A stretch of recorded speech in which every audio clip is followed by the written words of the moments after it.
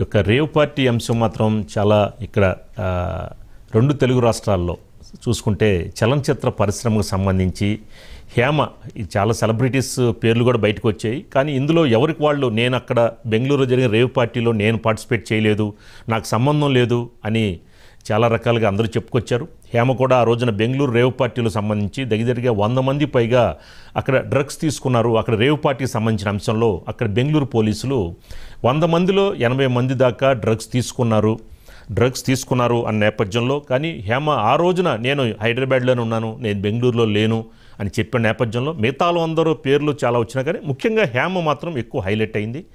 ఇలాంటి పరిస్థితుల్లో నేను రేను అని చెప్పుకొచ్చినా కూడా మరి బెంగళూరు పోలీసులు మాత్రం ఈవిడ డ్రగ్స్ తీసుకున్నారు అని చెప్పిన నేపథ్యంలో కొద్ది రోజులు ఆవిడని జైల్లో పెట్టడం కూడా జరిగింది. తర్వాత ఏదైతే రిలీజ్ అయిన తర్వాత హైదరాబాద్ వచ్చి మరి ఇక్కడ కూడా రిపోర్ట్ చూపెట్టి నేను డ్రగ్స్ తీసుకోలేదు అని చెప్పని ఇక్కడ ల్యాబ్ వాళ్ళు రిపోర్ట్ ఇచ్చారని చెప్పడం, ఈ అంశం నేపథ్యంలో మా అసోసియేషన్ కూడా ఈ హేమను సస్పెండ్ చేయడం జరిగింది. కానీ ఇక్కడికి వచ్చి నేను ఎక్కడ డ్రగ్స్ తీసుకోలేదు, దీనికి సంబంధించి రిపోర్ట్ ఇదిగో అన్న తర్వాత కూడా మా అసోసియేషన్ మళ్ళీ ఆ యొక్క ఆవిడ మీద ఏదైతే రద్దు చేశారో ఆ రద్దును కూడా ఆటోమేటిక్గా ఎత్తేయడం జరిగింది. ఇలాంటి నేపథ్యంలో మరి ఇప్పుడు అంశం చూసుకుంటే మొత్తానికి బెంగళూరు పోలీసులు మాత్రం ఛార్జ్ షీట్లో యొక్క మళ్ళా హేమ పేరు పెట్టడం ఆల్రెడీ ఉన్నారు, ఈవిడ డ్రగ్స్ తీసుకున్నారు అన్న అంశాన్ని చాలా క్లియర్ కట్గా హేమ పేరు ఛార్జ్ షీట్లో దాఖలు చేయడం జరిగింది. మరి బెంగళూరు పోలీసులు చెప్తుంది నిజమా, లేదా ఈవిడ హైదరాబాద్లో తీసుకొచ్చిన రిపోర్ట్ నిజమా, నేను డ్రగ్స్ తీసుకోలేదు కావాలని నన్ను ఇరికించారని హేమ ఆ రోజున ఏదైతే ఆరోపించిన నేపథ్యంలో మరి ఈ రోజున బెంగళూరు పోలీసులు ఛార్జ్ షీట్ దాఖలు చేశారు కాబట్టి మరి నెక్స్ట్ స్టెప్ ఎలా ఉండబోతుంది, బెంగళూరు రేవ్ పార్టీకి సంబంధించి ఎలా ఉండబోతుంది అంశంపై దీనికి సంబంధించిన ఒక బయట ఉంది, ఒకసారి ఆ బయట చూద్దాం. నాకు అఫీషియల్ గా కూడా నేను చేయించుకున్న టెస్ట్ లో ఆల్రెడీ నెగిటివ్ వచ్చింది, మీ అందరికీ తెలుసు. ఇప్పుడు అఫీషియల్ గా కూడా నా ఛార్జ్ షీట్ లో హేమకి నెగిటివ్ వచ్చిందనే వేస్తున్నారు. కాకపోతే ఒక ఛానల్ వాళ్ళు మాత్రం పాతదే పట్టుకుని హేమకి పాజిటివ్ వచ్చింది, ఛార్జ్ షీట్ లో పాజిటివ్ వేశారు అని మాట్లాడుతున్నారండి. ఛార్జ్ షీట్ నా చేతికి వచ్చిన తర్వాత ఒక్కొక్కళ్ళ పని చెప్తాను, ఎవరిని వదలనండి. నేను యూట్యూబ్ ఛానల్స్ వాళ్ళకి కూడా చెప్తున్నానండి, దాంట్లో నెగిటివ్ వచ్చింది, అఫీషియల్ గా కూడా నెగిటివ్నే వచ్చింది. నెగిటివ్ వచ్చిందని పబ్లిసిటీ ఇవ్వడం మానేసి పిచ్చి పిచ్చిగా ఏదో మాట్లాడుతున్నారు. సో అసలు ఫ్యాక్ట్స్ ఏంటి అనే అంశంపై మా సీనియర్ జర్నలిస్ట్ ఓం గారు అందిస్తారు.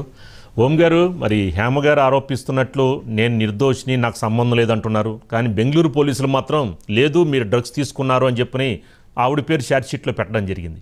ఏంటి ఇప్పుడు ఎవరి మాటలో నమ్మాలి, బెంగళూరు పోలీసుల మాట నమ్మాలా, లేదా మరి హేమ గారు నేను అసలు నాకు సంబంధం లేదు, నేను చాలా అసలు నేను ఆ రోజున హైదరాబాద్లోనే ఉన్నాను అని చెప్పడం ఏంటి, మరోసారి మరి భ్రమ కలిగించిపోతున్నారా ఓం గారు? అంటే రాజు గారు ఇక్కడ 2 విషయాలు స్పష్టంగా అవుతున్నాయండి. ఒకటి ఏంటంటే హేమ చెప్తున్న మాట, 2 బెంగళూరు పోలీసులు చెప్తున్న మాట. ఇందులో హేమ ఏం చెప్పారు అంటే ఇప్పుడే జస్ట్ మనం ఆ బయట విన్నాం, నా రిపోర్ట్స్ అన్నీ కూడా నెగిటివ్ వచ్చినాయి, ఛార్జ్ షీట్లో కూడా నాకు నెగిటివ్ అనే చెప్పారు అని. ఇంకా మనం పూర్తిగా బయట ప్లే చేయలేదు, కానీ ఆవిడ చెప్పింది ఏంటంటే అందులో నెగిటివ్ వచ్చిందని తెలిసిన తర్వాత నేను చాలా హ్యాపీగా వినాయక చవితి పండుగ జరుపుకున్నాను, స్వామివారికి ప్రసాదం ఇచ్చాను, నా మనసులో కోరిక తీర్చినందుకు అతి త్వరలోనే నేనేదో నా మీద ఉన్నటువంటి ఏవైతే నీలాప నిందలు నా మీద ఏవైతే వచ్చినాయో అవన్నీ కూడా తొలగిపోతాయని చెప్పారు. కానీ ఆవిడ మాటల్లోనే మనకు ఒక 2 అంశాలు స్పష్టంగా తెలుస్తుందండి. ఒకటి ఏమిటి అంటే ఆవిడ చెప్పింది చాలామంది నాకు పాజిటివ్ వచ్చిందని ప్రచారం చేస్తున్నారు రిపోర్ట్స్లో, అవన్నీ పాత రిపోర్ట్స్ అంటున్నారు. అంటే ఒక రకంగా గతంలో చేసినటువంటి టెస్టుల్లో పాజిటివ్ వచ్చింది అన్నది ఆవిడ మాటల్లోనే మనకు అర్థమవుతుందండి. అయితే తర్వాత చేయించుకున్న రిపోర్ట్స్లో మాత్రము నెగిటివ్ వచ్చి ఉండొచ్చు, ఎందుకంటే ఆ రిపోర్ట్స్ బేస్ చేసుకుని ఆవిడ మా అసోసియేషన్ అప్రోచ్ అయ్యారు, నా మీద మీరు ఇలా సస్పెన్షన్ విధించారు, ఇది కరెక్ట్ కాదు, నాకేం సంబంధం లేదు, దయచేసి ఇదిగో నా రిపోర్ట్స్ చూడండి, కావాలంటే మీరు చెక్ చేయించుకుంటానంటే చెక్ చేయించుకోండి ఆవిడ అన్న తర్వాత మా వాళ్ళు సస్పెన్షన్ ఎత్తివేశారండి. కాబట్టి ఈ నేపథ్యంలో హేమ చెప్పినట్టుగా ఆవిడ అన్న మాటలు ఇంకొక 2వ అంశం ఏంటి అంటే ఛార్జ్ షీట్ నా చేతికి వచ్చిన తర్వాత అప్పుడు నేను అందరి సంగతి తెలుస్తాను అన్నారు. అంటే ఛార్జ్ షీట్ కాపీ ఆవిడ దగ్గరికి రాలేదు, అంటే అప్పటిదాకా మనమైనా ఆవిడైనా కాస్త ఓపిక పట్టుంటే బాగుండేది. కానీ అలా కాకుండా బెంగళూరు నుంచి వచ్చిన ఏదైతే మీడియాకి పోలీసులు ఇచ్చిన ప్రెస్ మీట్లో మాత్రం స్పష్టంగా దాదాపు 87 మందికి టెస్ట్ చేశాము, అందులో హేమకు కూడా పాజిటివే వచ్చింది, కాబట్టి ఆవిడ కూడా డ్రగ్స్ తీసుకున్నట్టుగానే మేము భావిస్తున్నాము అని వాళ్ళు లేటెస్ట్గా అంటే సోమవారం కోర్టుకి సబ్మిట్ చేసిన రిపోర్ట్లో ఉంది అన్న సమాచారం అయితే మన దగ్గర ఉందండి. కానీ ఇప్పుడు హేమ చెప్తున్న దాని ప్రకారం ఆవిడ వర్షన్ నేను నమ్మాలి అన్నా కానీ ఫైనల్గా చూడాల్సింది మనమైనా ఆవిడైనా ఛార్జీ షీట్ అండి. కాబట్టి అది వచ్చిన తర్వాత అందులో నిజంగానే హేమను నెగిటివ్ ఉంటే మరి ఛార్జీ షీట్ ఎందుకు దాఖలు చేశారు, ఆవిడ పేరు ఎందుకు ఇరికిచ్చారు అన్నది కూడా ఒక క్వశ్చన్ వస్తుంది. ఏమీ లేకుండా నెగిటివ్ వచ్చిన వాళ్ళ పేరు ఛార్జ్ షీట్లో అయితే పెట్టరు. కాబట్టి దానికి కూడా ఆవిడ సమాధానం చెప్పాల్సి ఉంటుంది.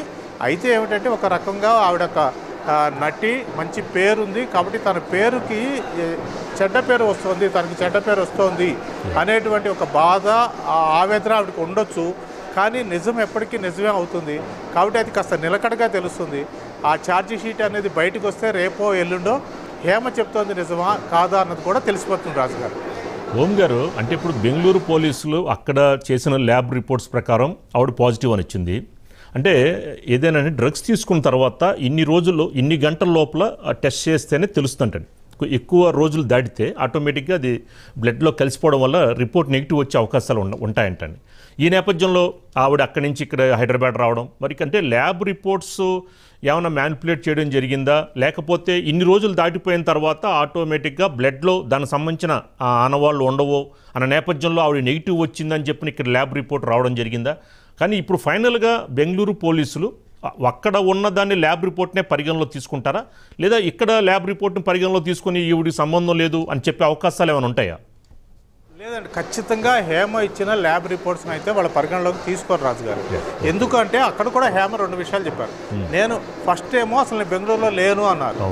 తర్వాత రెండోసారి ఆవిడని అరెస్ట్ చేసి తీసుకెళ్ళినప్పుడు బ్లడ్ శాంపిల్స్ తీసుకుంటున్నప్పుడు గతంలో నా దగ్గర తీసుకోలేదు, ఇప్పుడే తీసుకుంటున్నారు అన్నారు. అంటే ఆవిడ మొత్తానికి బెంగళూరులో ఆ రోజు ఉన్నారు అన్నది పోలీసులు చెప్పారు. వాళ్ళ ఫోటో కూడా రిలీజ్ చేశారు కాబట్టి అది వాస్తవం. ఆ విషయంలో హేమ పొరపాటు చేశారు. అంటే ఇంత పెద్ద ఇష్యూ అవుతుందని ఆవిడ అనుకుని ఉండకపోవచ్చు. తన చర్యను సమర్థించుకోవడం కోసం ఆ వీడియో రిలీజ్ చేసి ఉండొచ్చు. కాబట్టి ఏదైనా కానీ ఒక పొరపాటు చేసిన దాన్ని సరిదిద్దుకోవడం కోసం తర్వాత కంటిన్యూగా కొన్ని పొరపాట్లు జరిగినాయి.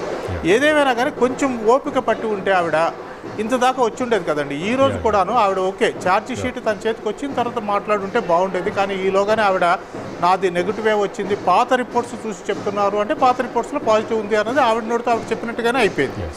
కాబట్టి పోలీసులు మాత్రము వాళ్ళు చేయించిన టెస్టు దానికి వచ్చిన రిపోర్టునే ఆధారంగానే చేసుకుని ఛార్జ్ షీట్ చేస్తారు తప్పితే హేమ ఈరోజు ఇచ్చిన రిపోర్టును మాత్రం ఏ రకంగానూ కన్సిడర్ చేయరు.